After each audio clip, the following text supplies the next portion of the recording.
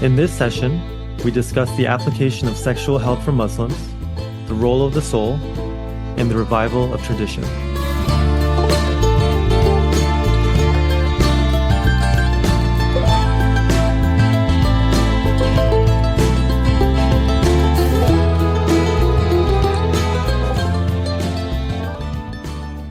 Welcome to the AFTA podcast.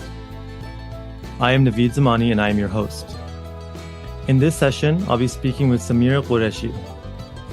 Sameera Qureshi, MS, OTR, is an occupational therapist who has spent her career working at the intersections of Islam, mental health, and sexual health. In 2020, she founded Sexual Health for Muslims to center Islamic traditions of the soul for sexual health therapy, education, and professional development services. She is passionate about the application of Islamic psychology to how sexuality and sex are conceptualized for Muslims. Sameera is the co-author of a few book chapters and is currently working on her own book, Soulful Sexual Health for Muslims, to be published in mid-2025. She is also on the editorial board of the American Journal of Sexual Education. Sameera, thank you so much for joining us today. What's been capturing your attention in your work? Thank you so much for having me, Naveed. It's such a pleasure. And what's been capturing me in my work is a relaunch of my work and strategy. Those are the two words I describe where I'm at.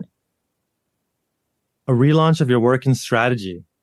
Yeah, So what does that mean exactly? So I remember when we met at AFTA conference a couple months ago, I mentioned I had a day job and that this sexual health for Muslims work was on the side. AFTA made me realize where my passion lies. And since then, a week ago, I resigned from my job and I've relaunched and I'm strategizing what this next phase of sexual health for Muslims looks like. Wow, that's a big transition, and maybe a congratulations is in order. Thank you. I'm very excited. Yeah. So just to contextualize a little bit for listeners who might not be familiar, we met at the 2024 Denver AFTA conference. You were one of the keynote speakers or plenary speakers, sorry. Yes. Along with Dr. Wolfisser. Yeah, that's right. David Wolfisser, yeah. And you were speaking about sexual health for Muslims. And if you could kind of give us a little context. So could you share a little bit about the sexual health for Muslims work that you're doing? Because that's the work you're transitioning into. Is that right? That's right. Yes. Yeah. Yeah. So, what is that? Yeah. So I've had this interesting work for a lot of my career that started developing sexual health curriculum within Islamic religious schools. I was a school-based occupational therapist. And so for years, I had been doing this work as part of my career. And over the years of doing this work, I started to realize that a lot of times the Islamic tradition is not always uplifted in the way that it could be. So, I would create sexual health curriculum for Muslims and would maybe add a bit of Islam here, a bit of Islam there. And I myself as a Muslim, I think people felt reassured that it was okay to learn from me because I share their identity. And about 4 or 5 years ago, I started my own personal journey with Islam and diving a bit deeper into more spiritual, traditional aspects. And I had a bit of an epiphany of, I've been doing this work for a while and the soul is not really a part of it and it needs to be.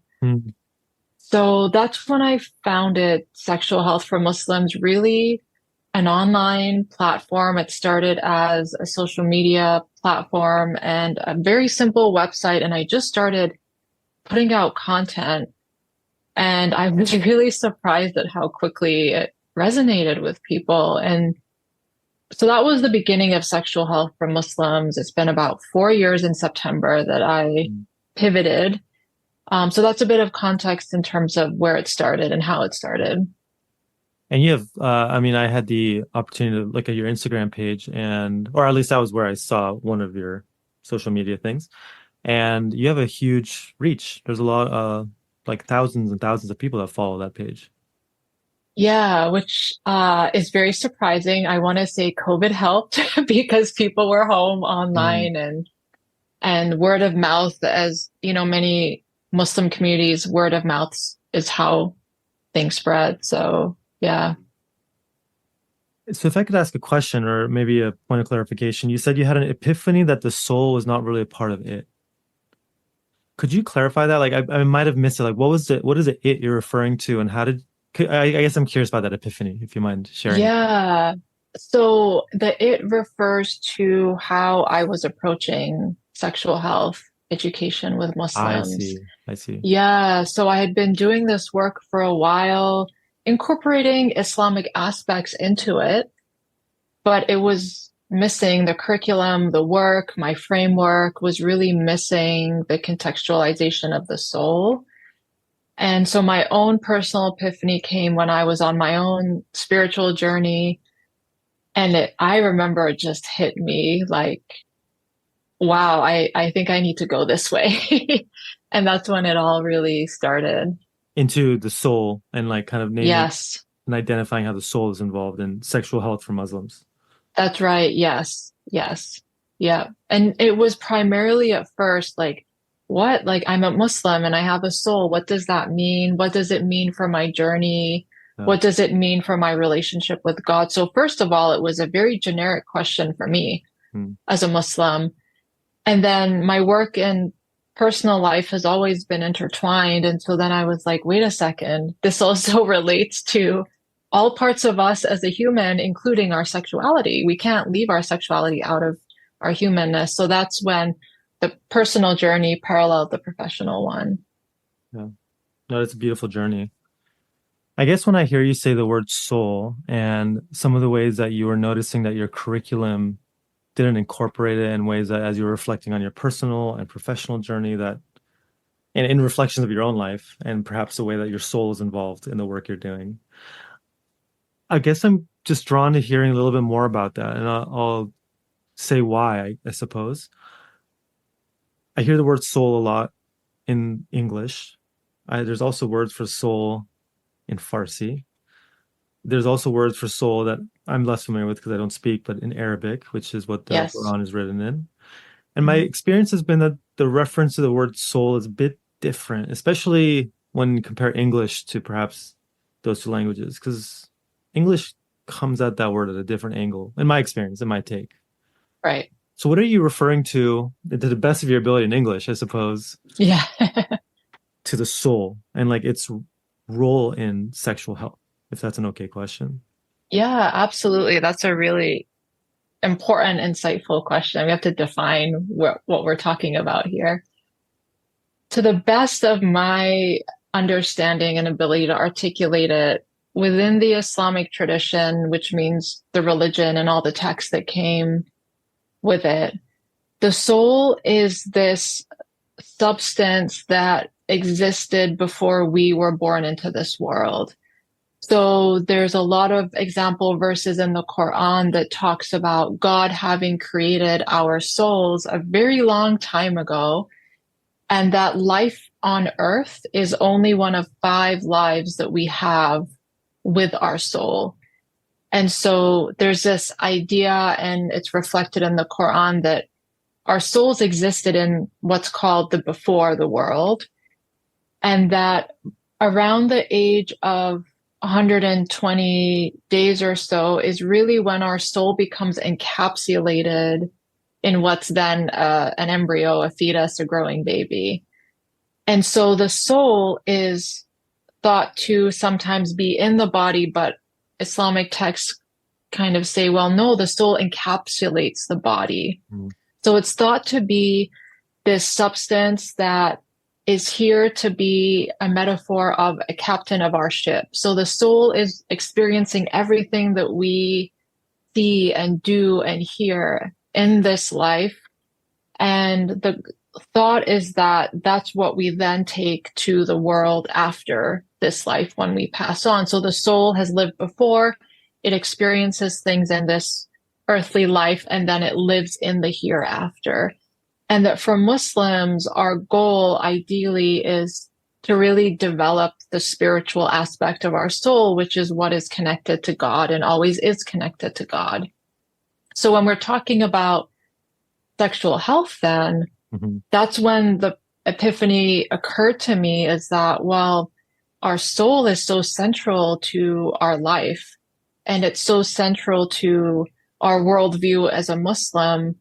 How can we not address the soul and bring it into sexual health and sexuality, which is seen as this separate thing over here, which only relates to one aspect of life called marriage, right? Like Hmm. sexual health is reduced down. And so that's what I'm able to best articulate this understanding of the soul as it relates to sexual health and sexuality.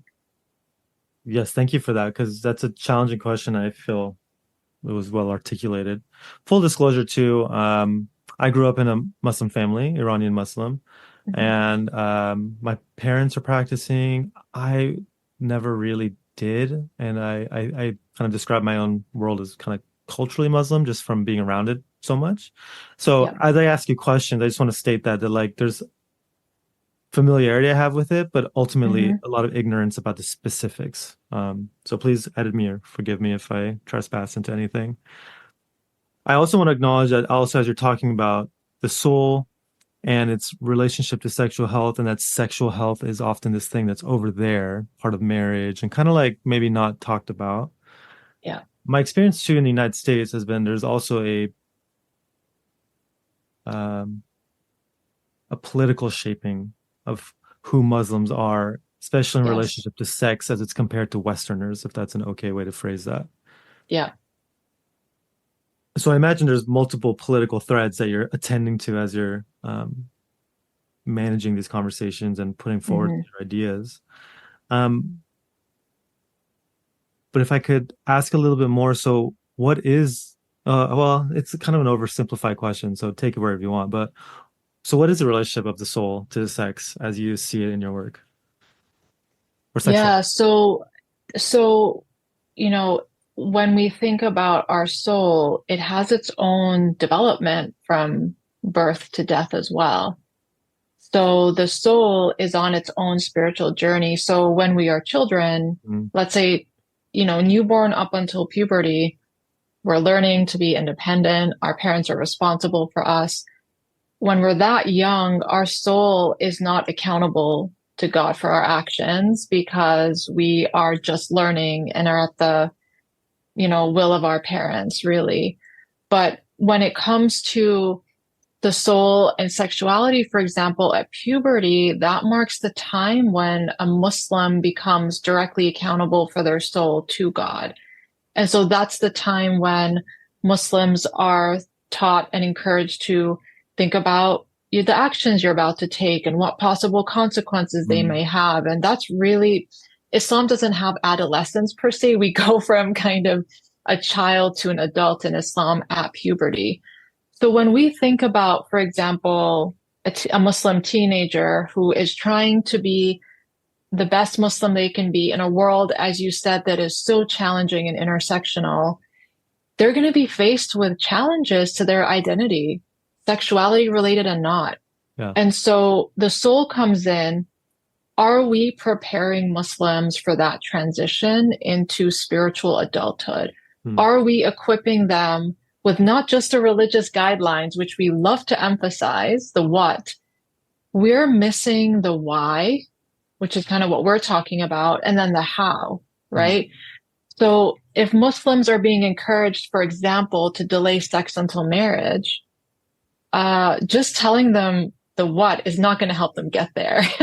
We need to equip them with more compassionate, nuanced information and skills to help them navigate the challenges that they will encounter, all humans do, so that they're aligning their Islamic values and beliefs with how they show up in the world. mm. And they're equipped to do that. So that's one, I would say, example of the intersection of the soul and sexuality, for example. Mm. If I could borrow one of your questions that you just posed, if that's okay, how are you managing this conversation? What have you found to be helpful as you're engaging with, sounds like families, Yes. and maybe couples Yeah. as they start to think about these really important ideas you're putting forward? Yeah. So what's interesting is parents or on couples, who are thinking about kids, for example, they're already concerned about their children and what it means to support them with their Muslimness and identity. Yeah. So a lot of times what it comes down to is giving parents more context because number one, there are so many myths and misunderstandings about sexual health Hmm. and educating kids.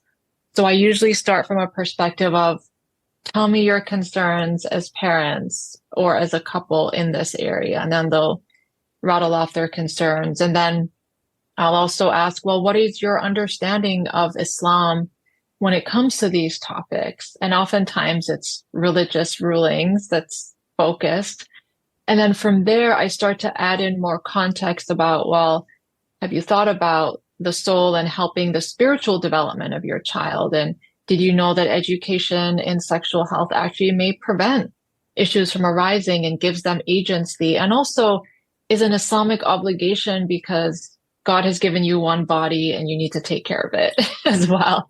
So starting from where parents are at is and couples are at is usually a helpful place to be. And a lot of it's unlearning their own shame, Mhm. unlearning their own misunderstandings first before they're able to open up conversations with their kids, for example. Sounds like challenging work. I mean, I think I think I may have told you and folks who know my history, I work pretty prominently with the Middle Eastern communities. And it's fun to have this conversation this particular week that we're having it because I was just in some conversations with some Afghan families who had just arrived to the US within the Yeah. last 9 months. Yeah. And we were talking about sex. And one of the questions I asked was like, it was a group of men actually, fathers, like, have you guys ever sat in a group of men to talk about Hmm. sex? And unanimously, no. And this is pretty weird that we're doing it. Yeah. And um, it led to such an incredible, rich conversation. But part Hmm. of the critical, um, I guess, reality, I struggle with that word, but that we're confronting is they came from Afghanistan. There was particular cultural, social, and religious context. But now Yeah. their kids are here, growing up in the United States, which when it comes to the relation to sex, it's very different. Yeah. And so I don't know, there's something about what you're saying that I'm so just personally keenly interested in how to do this because Hmm. there's a lot of tension around preserving culture, preserving Yeah. tradition, but also like how to Yes. support your kids as Yeah. they're navigating a new culture. Yeah. And that's such important work you're doing, Naveed. And that example, interesting. That's where I kind of started this work was working with Canadian immigrants and Mm, refugees at the time. And having sat in similar circles, it was really first taking time to process their own realities and context, right? And a lot of times we see people who come to the West, culture and religion are really intertwined closely, and they can be often confused. And so some of it is supporting them pull out the threads of what's helpful versus what wasn't helpful. And then also because kids being raised here tend to get ahead of their parents with their knowledge and what they're exposed to. mhm. I wanted, my goal was to get the parents up to speed as well. So Yeah. they didn't feel like they were grappling to keep up with their kids. So oftentimes it would be taking time to explain certain topics or certain challenges their kids may have or certain questions like, hey, like why can my friends date but I can't? Or, what does it mean to have conversations about online safety? And so a lot of it was equipping the parents with what their kids could face and then them kind of letting that absorb and then coming back to, okay, let's talk about how to address these with your kids now. Like we want you as parents to be that safe space for your kids. So a lot of parent-focused work first, and then slowly preparing them for little conversations over time and not one big talk with their kids. Yeah. Yeah, that's so if I'm hearing you right, there's something about in the slow and gentle scaffolding of these ideas for the families you're working with. You're starting with the parents, you're helping them explore the context and assumptions that they're in and maybe that they've come from about sex. Yes. And you earlier said there's a lot of myths and ideas that people are kind of under when they're thinking about and talking about sex. Education about sex and like kind of like catching them up with what Yeah. their kids might be onto already. Yes. You said equipping parents with what kids might face. My gosh, I can't even imagine the critical ripples of support into communities you're offering. A funny idea that came from, or not funny, but it was an interesting little saying that the guys shared was, um, a life without a wife is like a kitchen without a knife, which Mm, was interesting because then we talked about how, well, but then we're not learning about how to use a knife while we're in a kitchen. interesting. And so Yeah. it feels like there's something I want to be careful with the metaphor because there's some parts of Yeah. it that don't fit very Yes. well and are not very, I don't know, might Yes. rub some people the wrong way. I also don't want to Yes. assume that a wife and sex are equal and the same thing. Right. So Right. forgive me for some of the simplicity in the Yeah. metaphor. But it feels like you're having people at least take a look at what comes along with using a knife. Absolutely. Yeah. And I think because compassion and nuance are two key factors missing from conversations about sex and sexual health with Muslims and in many other communities, I think compassion and nuance are often missing, and self-reflection as well, because we're so focused on trying to elicit certain behaviors Hmm. to meet religious guidelines Hmm. I think we've forgotten that Islam is a religion of compassion and nuance. And that is what I have seen to be incredibly healing and reassuring for people is those two, I would say, factors, skills. I'm not sure how to represent those words. To me, it's just so important that those are in the room when these discussions are happening. I love that. Yeah, compassion nuance feels so important, especially it's the world of a family therapist. Yes. Hmm. Yeah. So, is it okay if I ask you a question that might veer us in a different? No, maybe not. Sure. Um, Go ahead. Yeah. how do you manage the politics of these conversations given the social context that we're in here in the United States? I'm thinking Mm, about, in general, the kind of the colonial overlay of how yeah. we are perceiving often the Middle East, even that word, the Middle East, right? Yeah. But Muslims in the Middle East specifically. Um, yeah, and then like questions like gender that come up that I think are often posed by Americans towards Muslims and the other, quote unquote, as a way of like Yeah. kind of weaponizing progressive values against these communities. But you're also like bringing in some pretty important, I would call Hmm. maybe progressive ideas into the community. Hmm. I don't know if that's a fair Hmm. shaping of your work, so please push back on anything that I just said. Yeah. So what's been interesting is throughout my career, I've had one foot in Muslim communities and the other foot in mainstream spaces. Hmm. And I love doing both. So what's been interesting is when I'm at conferences or I'm doing trainings for non-Muslim professionals, it Like is you are at sadly AFTA. yeah, like at AFTA. And the feedback there was similar. It is sadly the first time they have heard about Islam from somebody who knows the religion. Hmm. And so what it becomes is like I'll do many workshops on Islam, sex and sexuality, and it's the beginning part about Islam that people are just like, "Oh wow, I'm having to unlearn so much." And the receptivity's there. So for me, I like to think that my work is a revival of tradition. And for me, it's really important to use the word tradition because there is oftentimes a very negative connotation. Tradition is often stereotyped as being backwards and oppressed, and especially as a Muslim woman, I sometimes have faced that in microaggressions, for example. So it's really important for me to use the word tradition and say that I'm reviving Islam. I'm not presenting to you a reformed context of Islam that satisfies your colonial eyes. Mm-hmm. And I often do talk about how Islam has been colonized. So that to me is really important. Like I understand that the narratives there, like these intersections you mentioned, I don't want to only become defensive and reply to them. I Yeah. want to center the work the way I'm going to center it, and it's automatically going to address all of this mess over here. Mm. Beautiful. Yeah, That's beautiful. yeah, Yeah, I think even in my question, the hesitation you heard was like, I'm bringing in a familiar voice, I imagine, that I think anyone who has a Muslim background or is seen yeah, in a way has to confront. yeah. And it's hard for us because as Muslims, we do it. We use terms like progressive, moderate. We may Mm, use terms like conservative.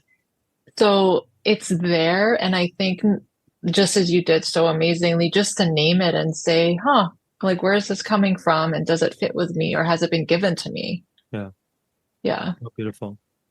So the contexts that you're working in are beyond social media, of course. You're in group conversations, family conversations, sounds like. I wonder if you could color a little bit like what your kind of like, I don't want to say day to day, but like what the color of your work, I suppose. Yeah. So what's been interesting is a lot of it is online, the one-on-one, the couples work, Oh, cool. the education, the training, and then starting to be more public with workshops in the community. Hmm.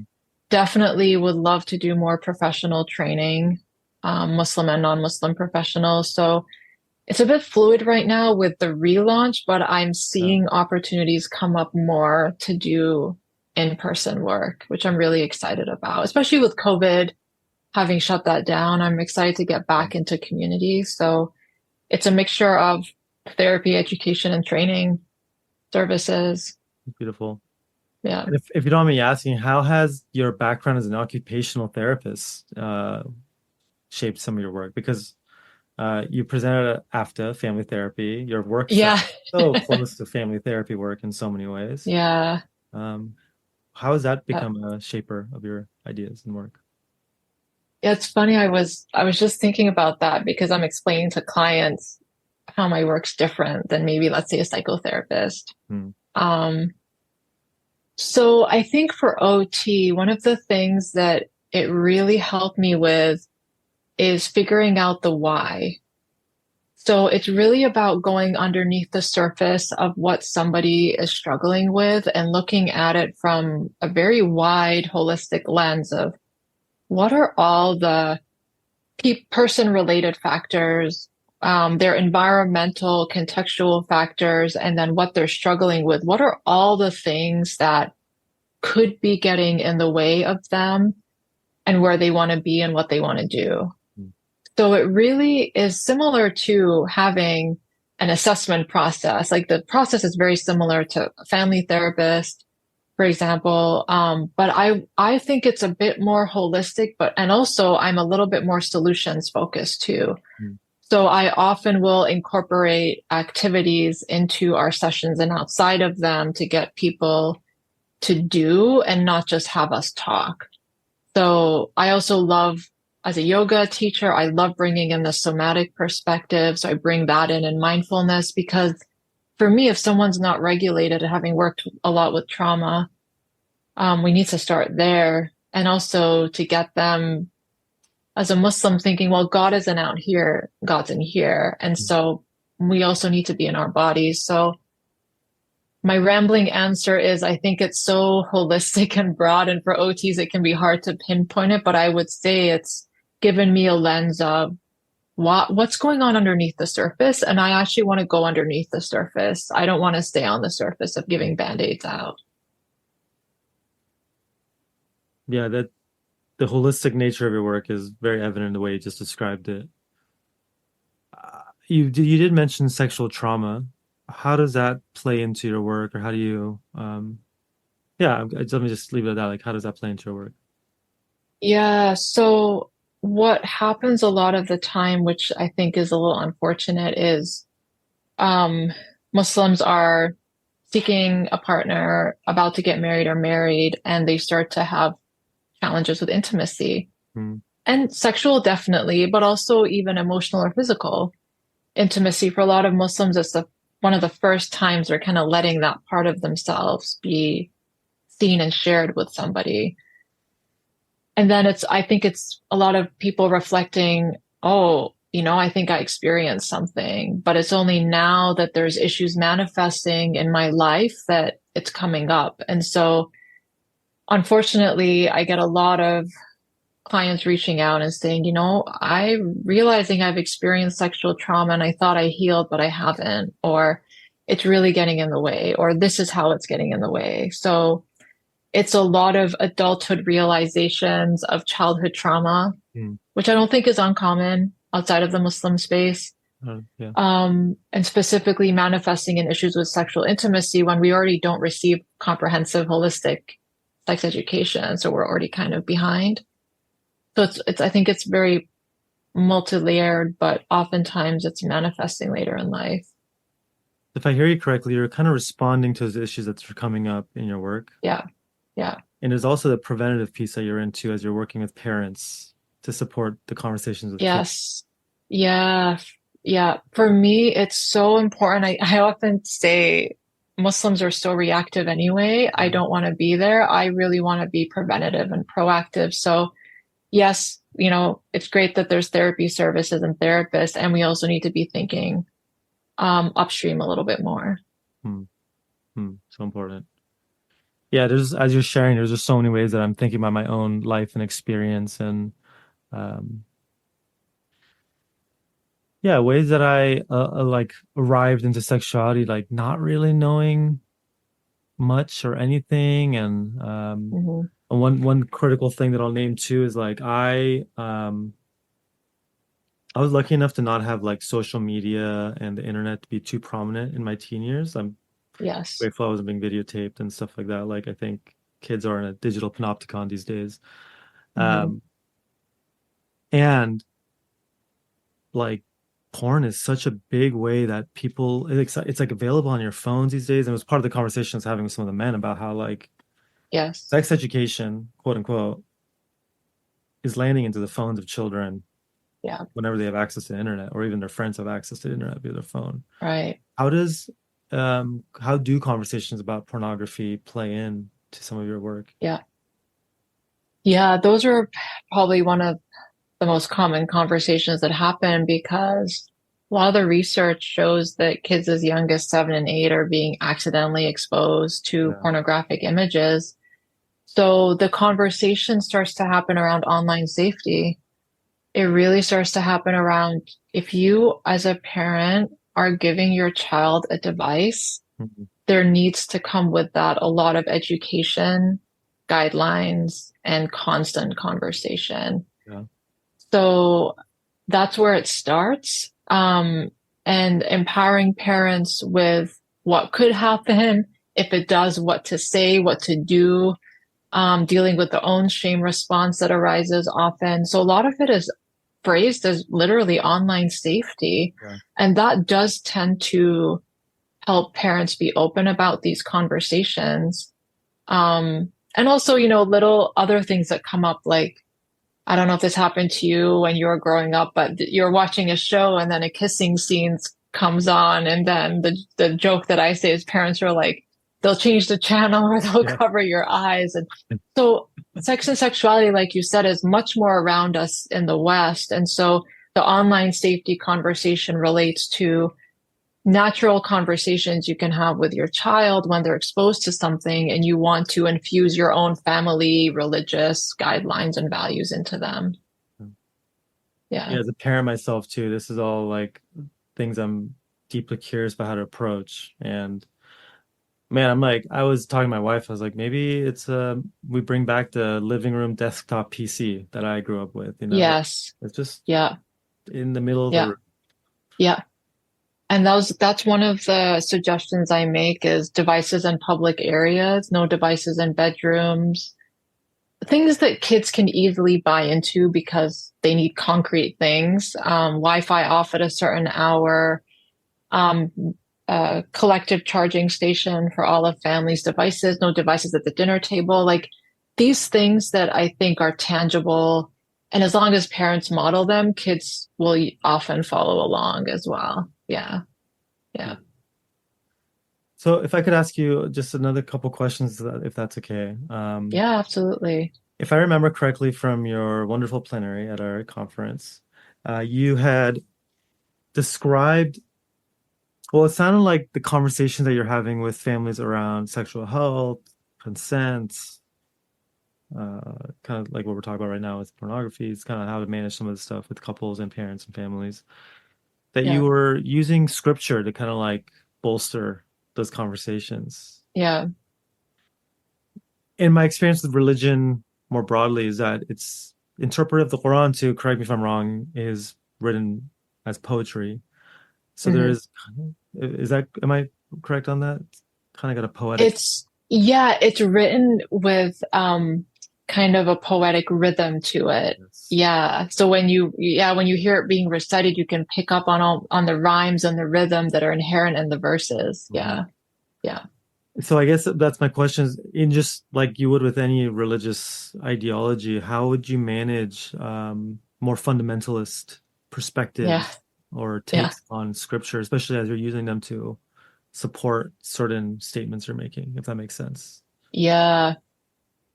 Oh, I think that's been one of the challenges is working with Muslims who we can say are a bit more puritanical or literal in their Yeah. understanding of Islam. Yeah, but it's very like literal black and white.